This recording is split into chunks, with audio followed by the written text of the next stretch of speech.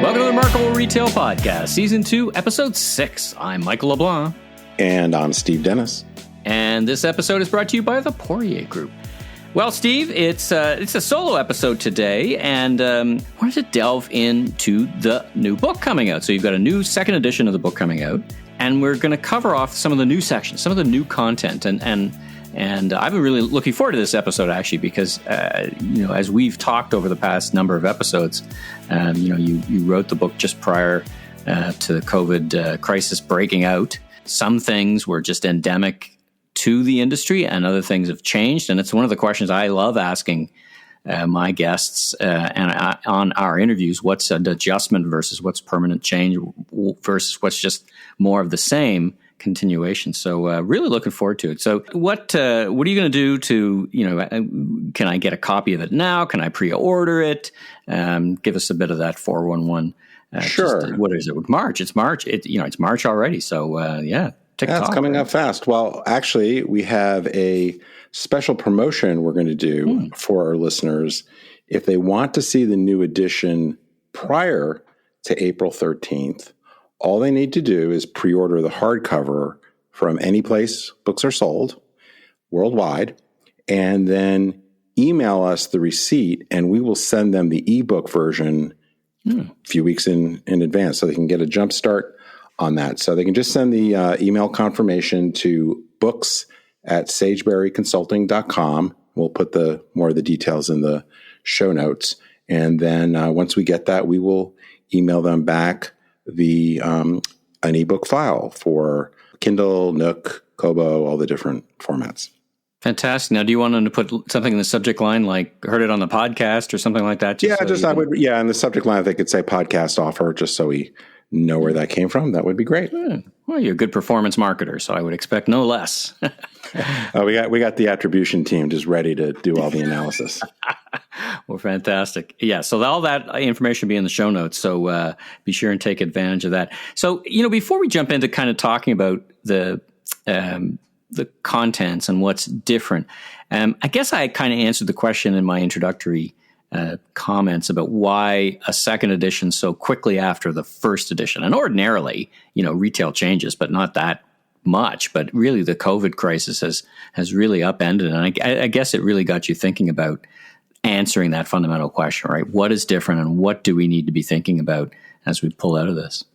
Yeah, when I get the question about why do this new edition so quickly, I guess the first thing I say is, well, really, the core principles of the book, the first edition of the book are really the same, which is that fundamentally very good is no longer good enough, that you have to be remarkable. And so for the most part, all the reasons that went into that fundamental premise are pretty much the same. The 8 essentials framework, which makes up the second part of the book, it's the same 8 essentials. But, a lot of what I was talking about in the book, the first edition, as you recall, was how disruption was accelerating and that it was getting harder and harder to carve out a place in the unremarkable middle. And that I was really encouraging retailers to transform very, very quickly. And as I think we talked about in an earlier episode, I guess, and obviously there's lots of different situations retailers find themselves in. But if you weren't changing fast enough, I thought, well, maybe you got 3, 4, 5 years to get this done. Unless you're already in bankruptcy or something. And then just COVID came along and accelerated so many pieces of that. So number one, the playing field is just fundamentally reset. Number two, some of the advice that I gave was like, well, too late, basically. So I really wanted to kind of reset the point of departure, so to speak, and then go forward from there, which is just a different place. Well, it's interesting about what you talk about, how much time you actually have, right? Because we've watched Sears in the U.S. I think you described it as the longest liquidation sale in history. They ripped the Band-Aid off here in Canada really quickly, but it takes years and years and years to unwind. But when you lock your stores down and people fundamentally change their consumer behavior, even buy less apparel, that's gonna transform that timeline just massively, right? That's that external shock that if you weren't ready for it, and that's the other interesting side of the coin, I think. When I talk to retailers who were, who were ready for it, like they were in a position. Some of it was bad luck, good landlord, bad landlord. Sure. In a mall, you're in a mall that relies on commuter traffic and office workers. It's not good. It doesn't matter what or who you have in terms of talent running that business. It's tough.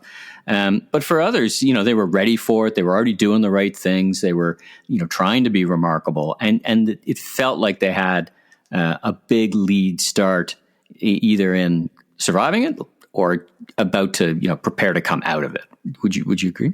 When you look at the winners and losers of the past year, you certainly have a big, to your point, you certainly have some of it very much driven by, particulars of the location, the sort of categories that could keep, that were stronger digital categories or were essential categories and so forth. So that's absolutely a big force. But even within that, I think the retailers that really adopted, what I call this harmonized approach that had strong digital and physical capabilities well integrated, that helped them a lot. If they were already good at some of the digital analytics, that really helped them a lot. So not all the success is just the folks that, pivoted really quickly or just kind of the luck of the draw.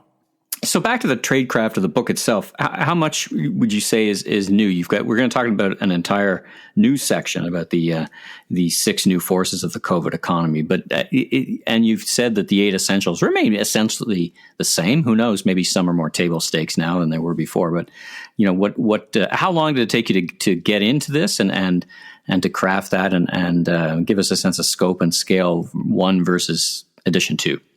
Sure. Well, I don't know that I can give you a good percentage other than say quite a bit, but I can point to a few things. Well, first of all, there are a couple entirely new sections. There's a new foreword by Sucharita Kodali from Forrester. There's an entirely new introduction.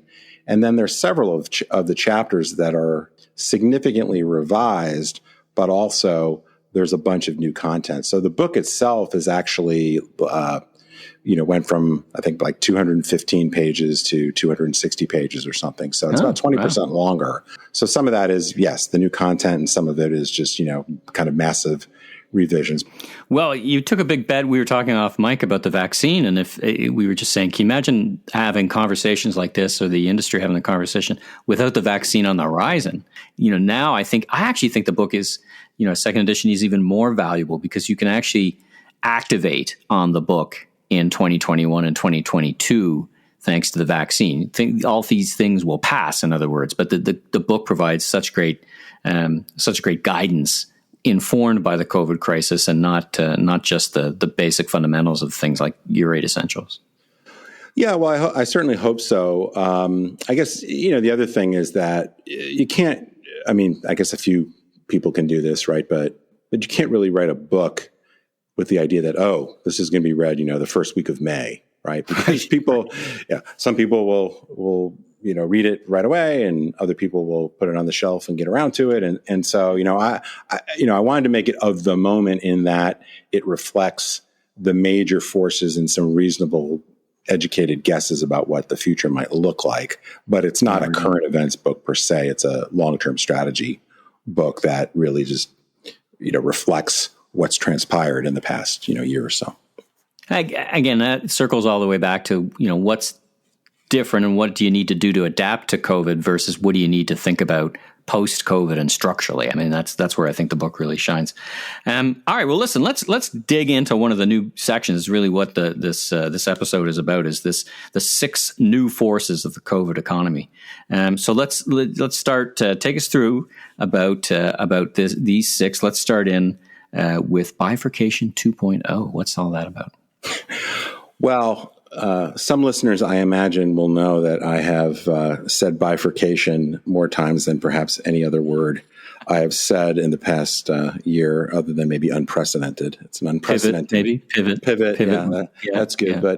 But well, for those who know about that, and those who don't, I've been talking about retail's great bifurcation for a number of years, which was really this idea that success was being found kind of at either end of the spectrum, really more on the kind of value, efficiency, speed, convenience side, and at the other end of the spectrum, more kind of high-end specialty concepts, and that those retailers that were kind of stuck in the middle, weren't strongly in either direction, those that were the ones that have been getting into trouble for many, many years. And, that's frankly where we've seen the vast majority of store closings or bankruptcies. The reason why I say bifurcation 2.0, just kind of going back to what we were talking about before, was, COVID just put even more pressure on these retailers because, they had bad capital structures, or they were already in bankruptcy or on their way to bankruptcy, or they just couldn't pay the bills on a lot of their stores. And so they were forced to close a lot. So I don't know that the fundamental consumer behavior of tending to want to spend at either end of the spectrum is that different. It's just there was no place to hide.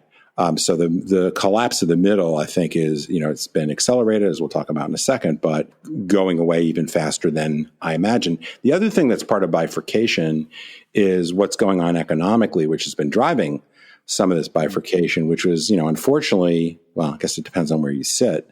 But, one of the things that's kind of weird about COVID, is as disruptive as it's been, is that the stock market's done really well, incredibly well. Real estate in most places has gone up. And so those people that have a lot of assets that are heavily invested in real estate and or the stock market have done pretty well. And if you were employed making a nice salary and you didn't lose your job, you've got a lot more discretionary income. On the other end of the spectrum, the folks that have no real participation or very little participation in these assets, they didn't benefit from any of that. And that, and I think in a lot of markets, certainly in the US, the amount of unemployment has been disproportionately harder on the, say, bottom 25% or so of the market. So you've got this split of economic outcomes. And so the rich, they got a lot more money. They're driving a lot of spending, particularly on higher end stuff. And the folks that are, struggling to make ends meet are tending to shift more of their spending to the lower price, more value-oriented retailers. So it's really just creating this polarization or bifurcation at a whole nother level. So that's what I mean by bifurcation 2.0. It's really amplifying something that we were seeing before, this spread of wealth, the end of the middle class, so to speak, which is connected to the end of the middle. And it is worrisome. I think, when I speak to retailers at the value end of the spectrum, they're worried because there's probably, I saw a number in the US, 20% unemployment at the lower household income levels. Right, exactly. Like it's massive. And that's not going to turn around until services come back. And that's not going to be a flick of a switch, despite the miracle of the vaccine. So it is worrisome, I think. That being said, NRF's numbers published forecast for 2021, they're calling for huge growth, driven by all these other phenomena, like the buying stuff for your house and not traveling, and it's all, a lot of it's finding, not going to restaurants, a lot of it's finding a way into the retail. So interesting. All right, let's talk about an accelerating acceleration. I practiced to say that, actually. So I didn't want to call it the Great Acceleration because our friend Carboutet and some others have used that, but it's kind of the same idea. But a big part of the first book and what I've been speaking about for the last few years is that so many trends have been accelerating. The disruption is happening at an ever greater pace. But then we get into COVID and it goes, to a whole new level. So some of this is, e-commerce was growing 14, 15, 16% a year. Now it's growing 25, 30, 35%.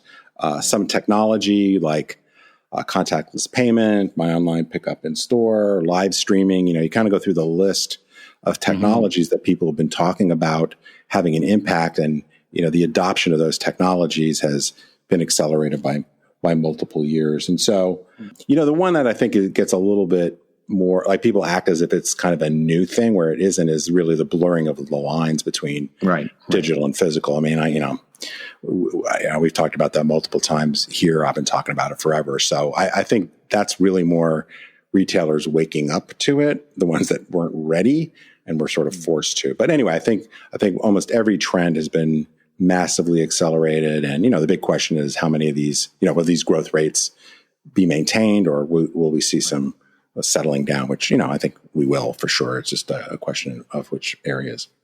Yeah, it's literally the multi-billion-dollar question. We saw acceleration here in Canada, 70% year-over-year growth in e-commerce. We were a few years behind, and it's a global phenomenon. So it really is unique in that way as well, right? All countries suddenly reset to have this great acceleration.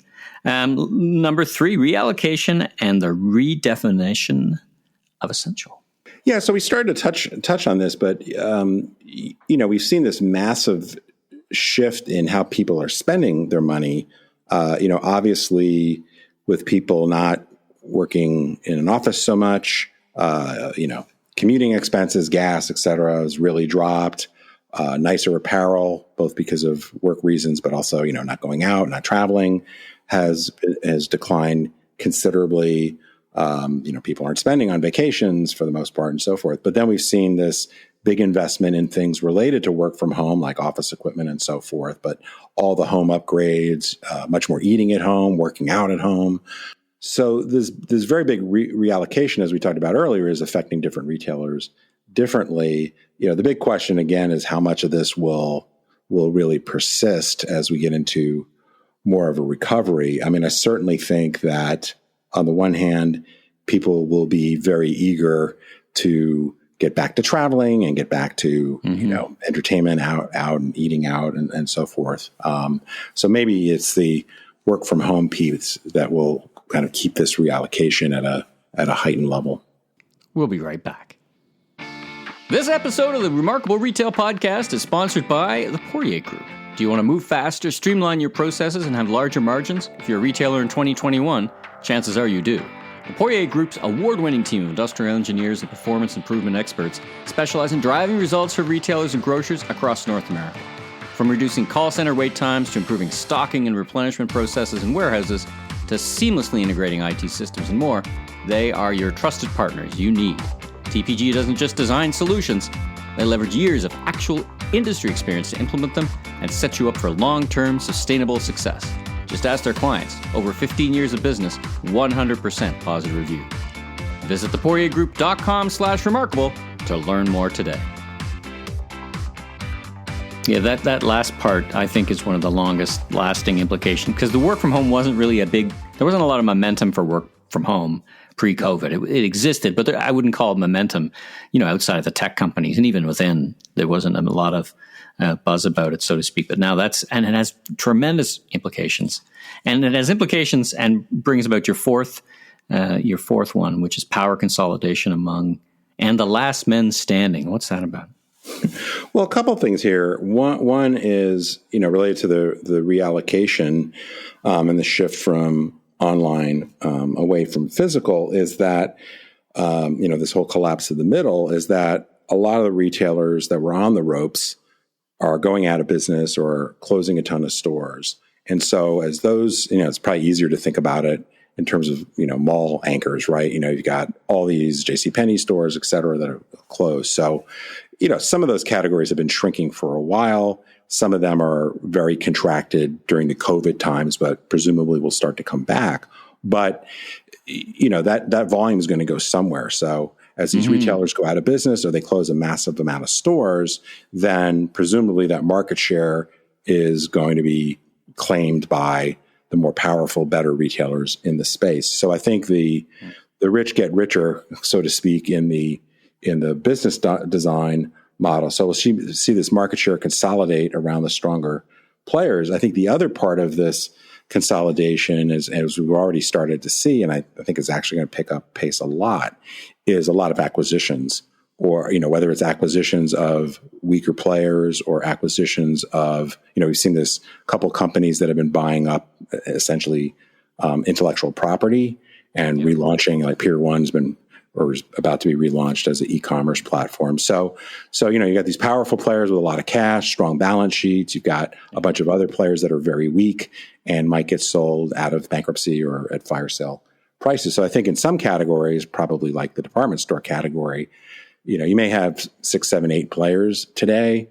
My guess is in a couple of years, you have 1 or 2. There's just not enough business to go around in some of the more contracted categories, or the ones that have just been weaker over the longer term.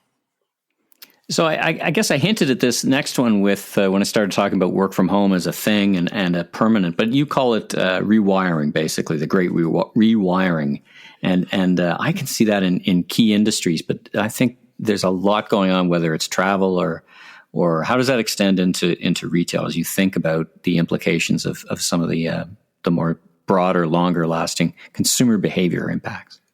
Yeah, so I borrowed this term from Rashad Tabakawala, who wrote a blog post called The Great Rewiring a few months back. We had Rashad on last season, and he makes the point around a number of different areas where things are, he would argue, forever changed. So work from home is probably the biggest one. More entertainment from home, maybe more eating at home. Will there be as much business travel even when we get post-COVID? Because maybe we've learned that, man, it just takes a lot of time and money to go fly across the country to go see that client. We've relearned that one, right? I mean, you and I lived through 9/11, and that was coming out of that. It was like, hey, I don't really need to do all this business travel, but it bounced back with a huge. But maybe this time is different, right? Because this affects everybody all the time, right?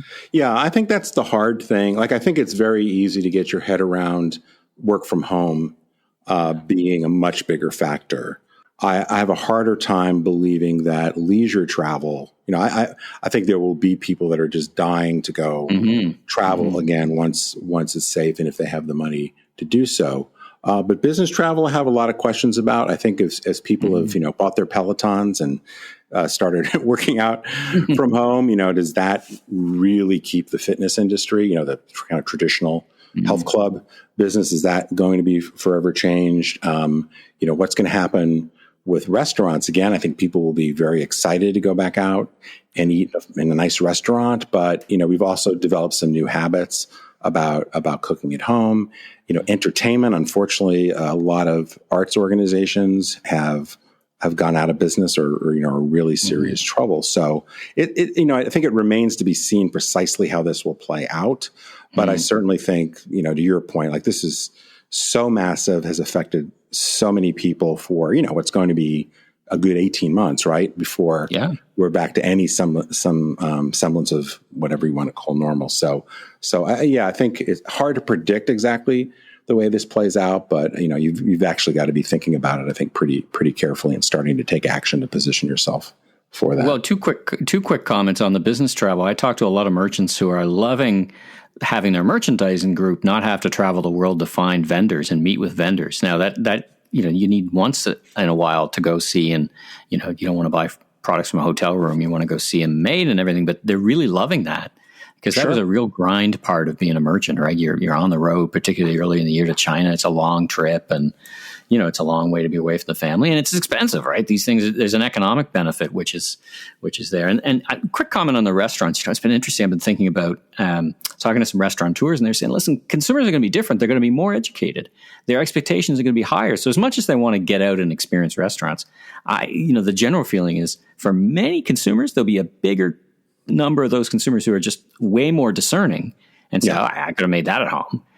So I think it's going to force them to up their game. And a lot of industries, I think, will have to figure this out as we kind of go along. Last one, hybridization. Yeah, so this is the one. So when I go back and look at the other five, I think in all cases, I could make a pretty compelling argument that whatever we have seen during COVID and, what we're likely to see for the next few months will start to moderate. I can see it pulling back. Hybridization, I think, is the trend that will be accelerating for the foreseeable future. And so what I mean by hybridization is really this idea of the blending of various things. So for the most part, it's the blending of physical and virtual in more profound ways. So one way to think about it is the hybrid role of the stores. We touched on this in a prior episode about how, for the most part, stores were places to go buy things and take them home with you. Now, over time, obviously, as e-commerce has been growing, the role has changed. But what COVID did was start to really put more pressure, I guess you could say, on the role of the store being a fulfillment hub, right? So whether that's buy online, pick up in store, or curbside pickup, or e-commerce order fulfillment. But I think also as people are really taking a hard look at real estate costs and maybe shrinking their stores, there's more of a showroom component. On the other end of the spectrum, I think, with the commoditization of a lot of retail, you're going to see certain retailers that really want to invest in, for lack of a better term, the kind of more theatrical or demonstration aspects of retail when things are safe. So I think the role of the physical store, which has been absolutely changing for many, many years, is really gone to a whole new level. The other hybridization is really more around format deployment. So certainly you have plenty of retailers that, the conglomerates that might have different sort of formats, Old Navy, Gap, Banana Republic. But what I think we're starting to see is, say with Nordstrom Local or even with Apple, Macy's, and some others that are creating new, smaller formats to perform a different sort of function, perhaps, more of a pickup location, or be more tailored to a local market or a micro segment. And so I think when you start talk about some of these brands, it's not going to be, there's just this one flagship version of the store. There'll be many more iterations. And so maybe as retailers close some of their bigger stores because as more stuff moves online, the economics don't work as well. They'll actually create smaller formats, which will be fulfillment hubs or pickup hubs or service centers or what have you. To kind of wrap it up, or to wrap up the conversation, I want to ask you this question. So when you sit with your clients and or imagine yourself, with a CEO of a company and say, listen, to be able to thrive in the post-COVID economy, your organization needs to be different somehow than it is today. What would one or two of those things that they need to be better at or different than pre-COVID? Other than reading the second edition of your book, of course, step one. Right. But fundamentally, I think organizationally, culturally, what do organizations need to be to thrive post-COVID? Well, the things I'm going to say are, I think, all things that have been important for a while. They're just amplified. So number one is agility, right? I mean, you just have to be able to respond much more quickly. Not necessarily because I think there's going to be another pandemic, but who knows? Right. But technology evolves much more quickly. Consumer preferences change much more quickly. The competitive playing field is constantly changing. So I think you have to build a lot more agility. You have to be much more invested in a culture of experimentation. And I think, again, another old idea, but I think you have to really go much deeper on understanding customer behavior, because the kind of one size fits all, or even, a few sizes fit many orientation of a lot of particularly big retailers, just hasn't served them very well. A lot of big retailers have missed interesting segments because they took too much of a, average kind of approach to the market. And I think particularly as some of these new technologies come out, figuring out which ones are going to be adopted, which ones are going to be just like the, flash in the pan or whatever is harder and harder. So if you don't have that level of customer insight and you don't have a test and learn culture and you don't have the agility to respond built in, you just can lose a lot of market share pretty quickly, as we've seen.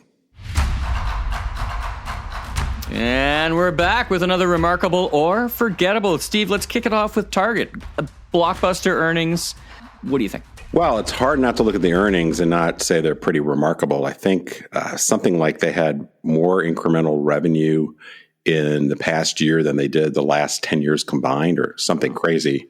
Digital sales were blockbuster. I mean, pretty much firing on all cylinders. So, pretty remarkable. I think the other part of what they talked about was this big investment they're going to make in their stores and fulfillment capabilities more broadly, which I think really speaks to some of the stuff we've already talked about, is this even more blurred world and how important stores are becoming in fulfilling the whole customer journey. So, very remarkable. I think the key thing to watch going forward is going to be, it's going to be a lot harder for them to post these kind of numbers as physical retail starts to open up more, and there's just more spreading of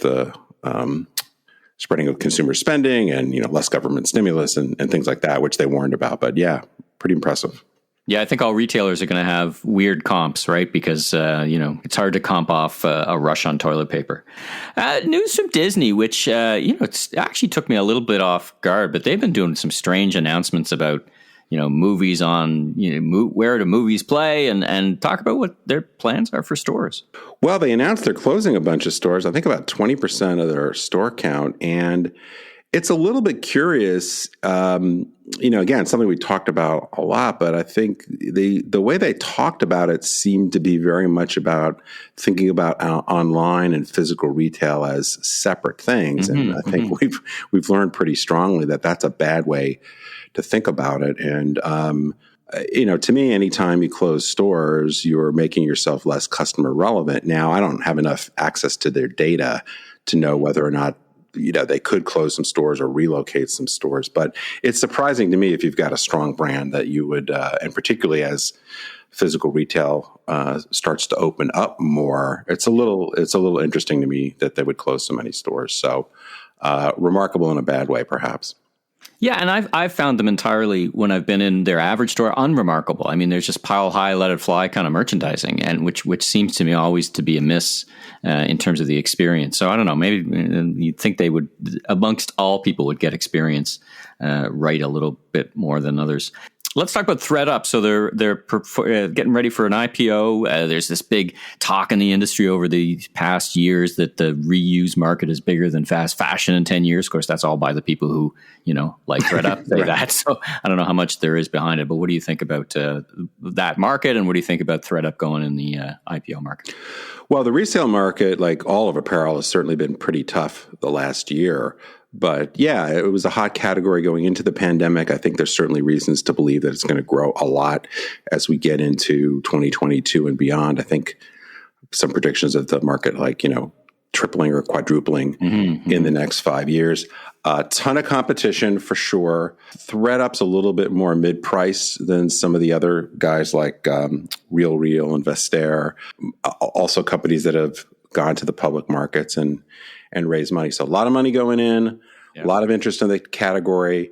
The thing I think that's really, so I think it's remarkable in that, there's going to be a lot of activity here for the next couple years at least. The thing though that's so vexing, even when you step back from the impact of the pandemic, is all these guys are losing a ton of money. And so you can get it from the impact of the pandemic, but even before the pandemic, I think Real's operating margins were like negative 40% or something, but Poshmark and others are all losing a lot of money. So, it's hard to imagine how all these guys, even with the growth that they may start to get, are going to be able to make it. Well, it seems they're paying attention to unit economics, because I was reading some of the documentation behind the IPO, and they're talking about their model changing to almost like 70 or more % consignment, which means they don't have to outlay a lot of money. They're just become a facilitator. So I think that has changed in their model, whether that's, looking at we need to firm up our economics, or that's just what customers want to do. Yeah, ThredUp too is also much more of providing a service to other retailers. So they're partnered up with a bunch of retailers. So I suspect part of what helps them is that it's really the retailers that are bearing the customer acquisition and some of the marketing costs. So that may put them in a bit better position, but their lower price points also make the unit economics tougher. So I don't know. I mean, it's pretty hard to evaluate this right in the middle of the pandemic and just with it so early, but certainly a hot category and one to watch. So let's talk about Nordstrom and this company Tonal, which is kind of reminds me of Mirror, which is a high-tech at-home exercise. Mirror was invested in by Lululemon, now completely owned by Lululemon. We know Peloton is hot. And talk about this. What's up with Nordstrom and this brand? Well, this is too early or too small a scale, I guess, to give it really a strong remarkable. But I think it's pretty interesting, both in general, the number of partnerships we're seeing between big retailers and some of these up and coming brands, which I think really can be a match made in heaven done right, because retailers, and in Nordstrom's case, they get to partner with a brand that maybe gives them some better credentials in the fitness, athleisure related category, maybe attract some new customers, drive traffic to the store. So I think there's a lot of advantage, just differentiation. Sure. So I think a lot of things that are good for the retailer, and then for these smaller brands, it gets them a ton of exposure and lowers their acquisition costs. So I think this overall trend is pretty interesting. And Nordstrom's been pretty aggressive of partnering up with some of these newer brands. So it's not really a change for them. It's but this is a little bit getting them more into a slightly different category rather than kind of pure fashion. All right, a couple other quick things. I guess the folks from Saks weren't listening to our podcast a couple of episodes ago because they've gone ahead and done the thing. They've gone and spun their e-commerce site into a separate business, which boggles my mind a little bit. But talk about it briefly for the listeners and the folks at home. Well, it's just dumb. I mean, it's very opportunistic in terms of, I guess, raising money because there's these high valuations for fashion e-commerce companies, but it is so anti everything we've seen about what makes retailers remarkable in terms of integrating the customer experience and leveraging data and all, everything that has been important as an underlying trend, this goes against. So they've got a bunch of contracts, I guess, to try to coordinate better. But, in essence, they put their .com business in competition with their stores, and that's just a really bad idea. Anyway, all right. Well, that was another episode of Remarkable or Forgettable. We'll be back next week. Listen, let's bring this episode to a close. We've got we'll get back next week to more great guests to lend us their insight and tap into their wisdom. But for now, Steve, take us home. Well, if you like what you heard, subscribe on your favorite podcast platform so you can catch up with all our great interviews and insights, and new episodes will show up every week. And please take a minute to drop us that elusive 5-star review.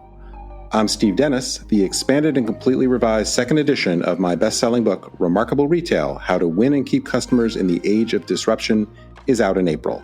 Pre-order your copy right now at Amazon, Indigo, bookshop.org, or just about anywhere else books are sold.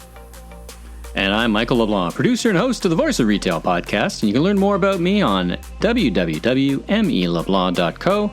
Have a safe week, everyone, and Steve, talk to you again soon.